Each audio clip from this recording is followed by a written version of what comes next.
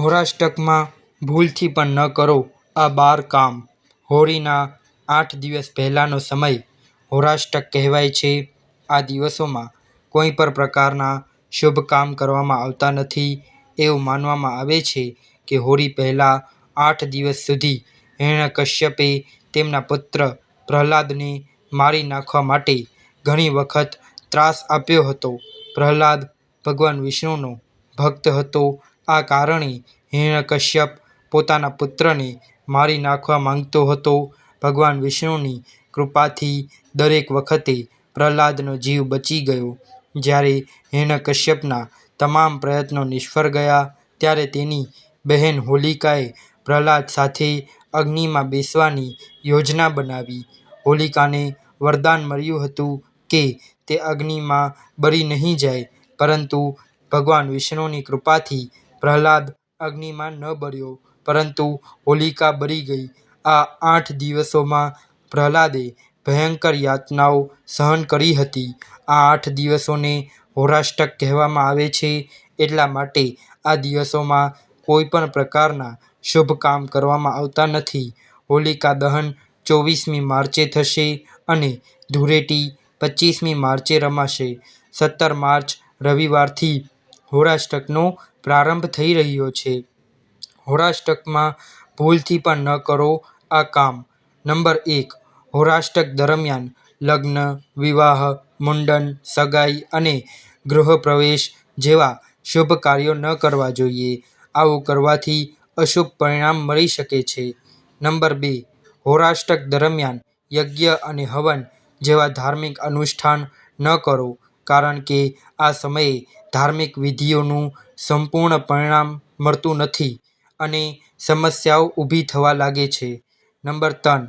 હોરાષ્ટક દરમિયાન બધા માંગલિક કામ અને સોળ સંસ્કાર કરવામાં આવતા નથી. સાથે જ જો આ દિવસોમાં અંતિમ સંસ્કાર કરવા પડે તો પહેલાં ખાસ પૂજા પાઠ અને શાંતિ કર્મ પણ કરવામાં આવે છે. હોરાષ્ટક દરમિયાન સોળ સંસ્કારો કરવાની મનાઈ હોવાથી આ સમયગાળાને શુભ માનવામાં આવતો નથી. નંબર 4. હોરાષ્ટક દરમિયાન ઘર, જમીન અને વાહન ખરીદવા જેવા મહત્વપૂર્ણ કામ ન કરવા જોઈએ. નંબર 5. હોરાષ્ટક દરમિયાન કોઈ પણ નવી વસ્તુઓ, સોના, ચાંદી, આભૂષણો અને ઘરની વસ્તુઓની ખરીદી પણ અશુભ માનવામાં આવે છે. નંબર 6. હોરાષ્ટકમાં નવું કામ શરૂ કરવાનું ટાળો. વેપાર કે નવું કામ ન કરો, કારણ કે આમ કરવાથી તે કાર્યમાં સફળતા મળવાની શક્યતા ઘટી જાય છે.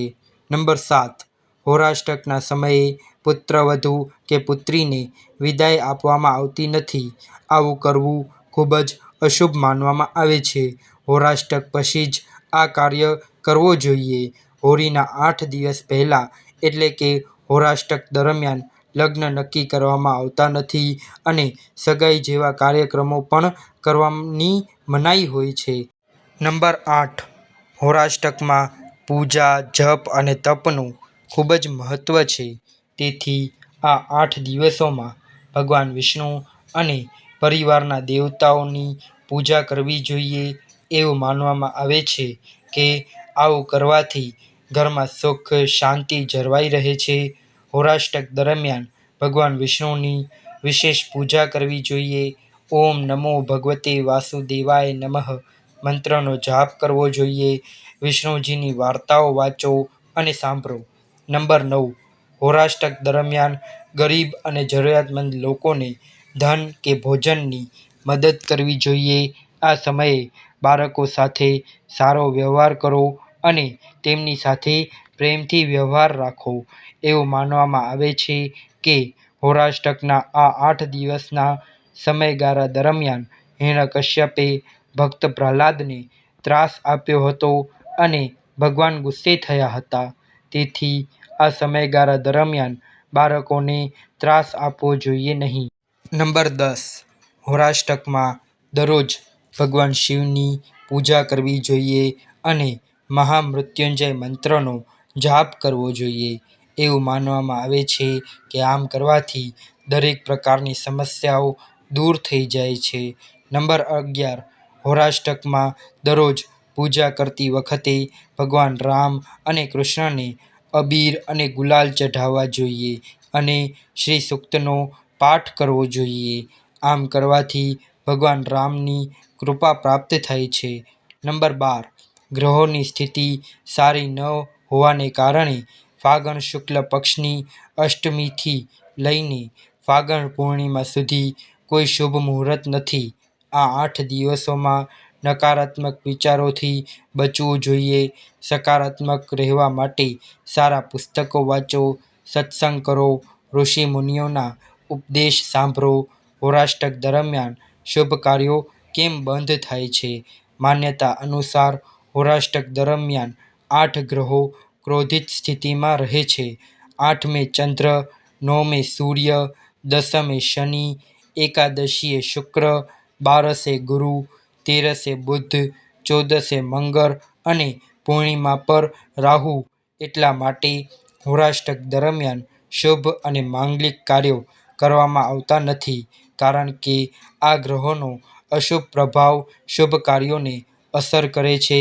ગ્રહોના આવા પ્રભાવને કારણે વ્યક્તિને જીવનમાં ઘણી સમસ્યાઓ આવી શકે છે.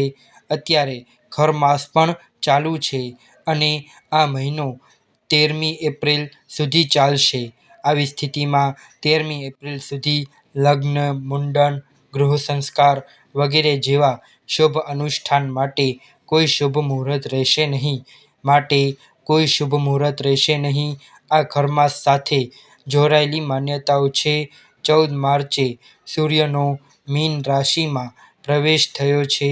મીન રાશિમાં સૂર્યના આગમન સાથે ખરમાસ શરૂ થઈ ગયો છે.